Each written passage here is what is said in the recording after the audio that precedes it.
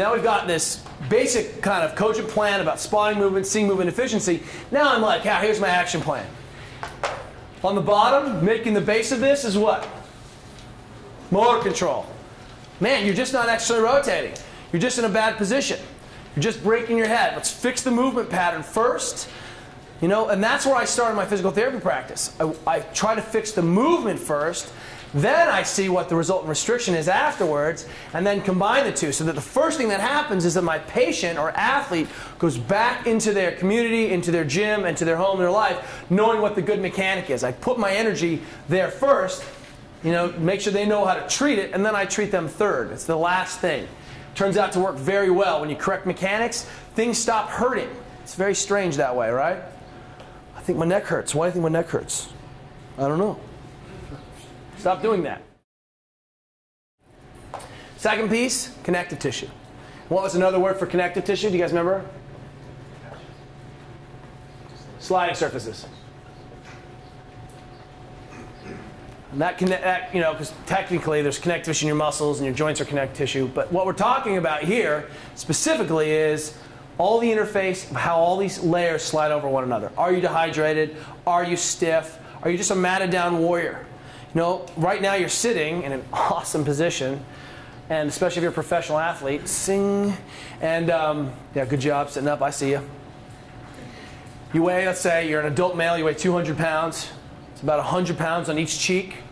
What happens when you take layers of tissue and you put them under high pressure and under high temperature at 100 degrees? You create what? Laminate. Ass lamination is going on right now. That's what that is. You're taking layers of wet, soggy cheese and sticking them together.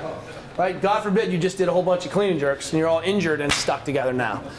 So the problem is we do a lot of sitting. A lot of these tissues just get adhered down, especially after the fact of lots of muscle damage, a lot of soreness. You know, I'm dehydrated a little bit inflamed. And so if this is a good primer, if I have layers of a laminate, like a grilled cheese sandwich, do you think the most effective way to fix that is to put a nail through that? No. So if you drive a lacrosse ball into your laminated tissues, you're probably just going to vomit. It's probably not going to change anything. What we need to do is shear and restore motion through those tissues. And that's why we always try to roll on the foam roller. We try to create shear. We twist on the foam roller. We try to pull tissues past the ball. We use the spiky foam roller, the rumble, the tumble roller, all those things, because we just don't need to put a nail through those laminated tissues. We need to restore that motion. And that's what this connective tissue is. We see this with skin. We see it with muscles. In fact, I was in the Southeast, and this guy does this very complicated thing. He's from a school of mashers down there in the Southeast. What they do is they take a walker, and they straddle you with the walker, and they mash you. That's what it is. They take their shoes off, and they stand on you and break up your muscle fibers and all your connective tissue with huge pressures, but diffused huge pressures from the foot, and it's miraculous. Getting mashed is pretty awesome. And isn't that how simple it is? What do you call this? High pressure compressive fascial release, or mashing? Yeah, call it what it is. It's mashing. It's not fancy, but you get the idea. We have parallel bars at home, and we mash each other. Is it a joint problem? Is it a joint capsule problem? And what I'm talking about here is that dense sac of connective tissue. Many of the patterns of dysfunction we see are related to a capsular restriction or a capsular pattern. And you have to account for the capsule. When we do a lot of mobilization with the band, for example, and you'll notice on the mobility wad that we're always using the band whenever we can.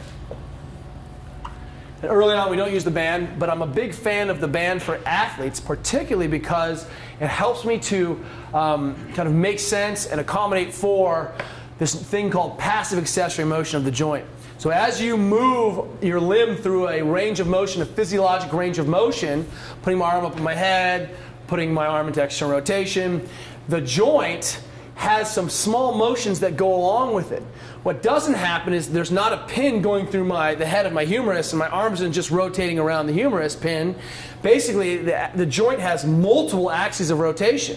it rolls, slides, and glides. It's a complex movement. So as the shoulder comes up, and not only that, but it rolls down, it slides, it'll rotate, it'll twist, locking into tighter position. And so there's a lot of complex movement going on, and I need to account for that movement. As a physical therapist, we work on passive accessory motion. As a chiropractic physician, you're working on passive accessory motion. As an athlete and coach, what do? How do I improve a range of motion or a physiologic movement? Well, I use a band and I try to encourage the joint to be going in the right direction. Is it like taking a sledgehammer on a peanut? A little bit. It's sort of the wrong tool, but it's very effective. And I think it makes mobilizing 2 or 3 times more effective, especially since your hip capsule is capable of generating huge amounts of force, is very thick. If I just go ahead and stretch my hamstring, right, I'm looking at a hip flexion here, and my hip capsule is stiff, well, I may capture some of the things that need to be stretched here, but what really needs to be stretched is the capsule. It's that stiff, dense fibrocartilage sac that holds the whole joint together. Does that make sense? So if this is a joint, this is a really ugly joint. If this joint is rotating about a single axis, you can see it's rotating this direction. But because it ostensibly has more than one kind of axis, as it drops down, it's going to roll, slide, and glide. And so one of the things I can do is, as a therapist, I would add a force this direction, and then I would encourage that motion, and I could feel that restriction. As an athlete, if I can't put a force on it, what do?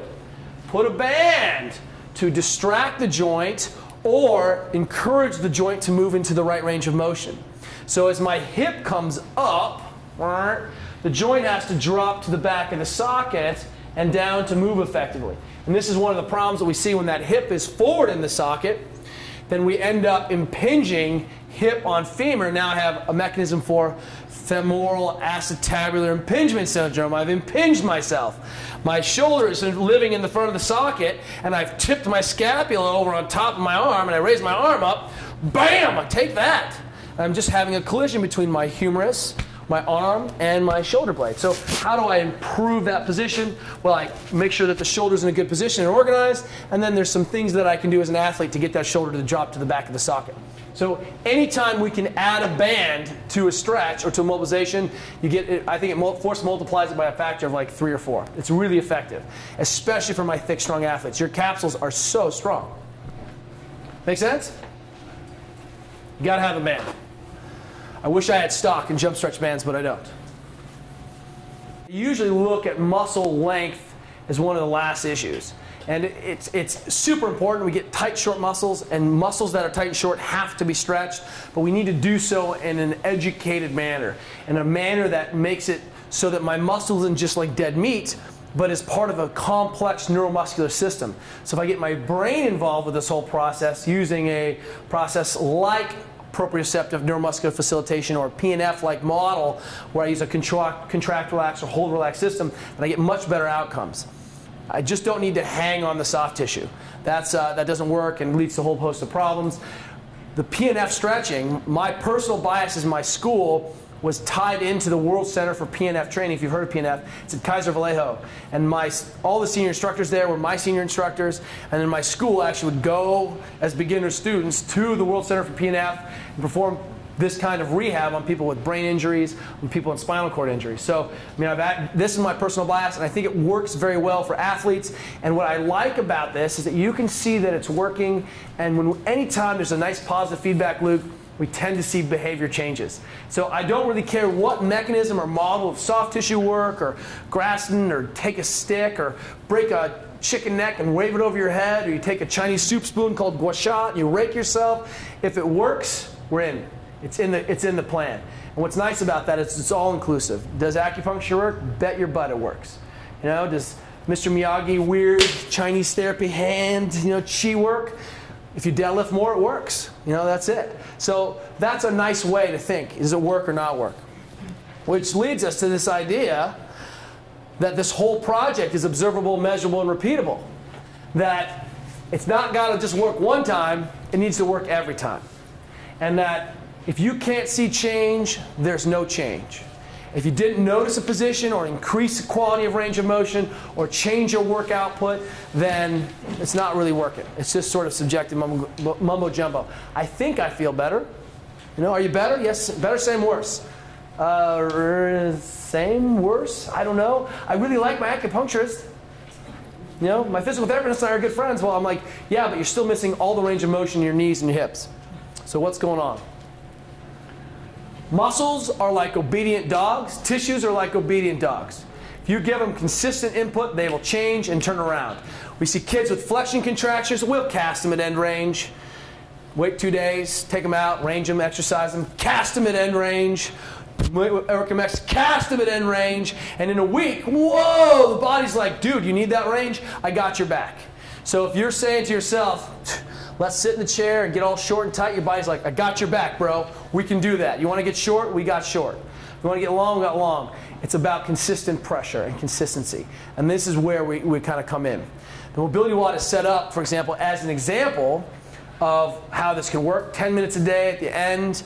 I feel like that consistency of 10 to 15 minutes of work extrapolated times 7 is an hour plus of mobilization. I mean, it's a significant amount of mobilization. 70, 80 minutes a week is a lot of time treating tissues.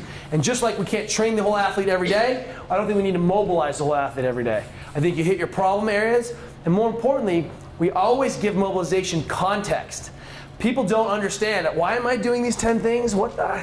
Okay, I guess it's working, but if I'm like, we're going to fix your deadlift, we're improving deadlift today, and we go after the deadlift mobilization, then we understand and our athletes start to see the relationship between cause and effect, between better positioning and their experience.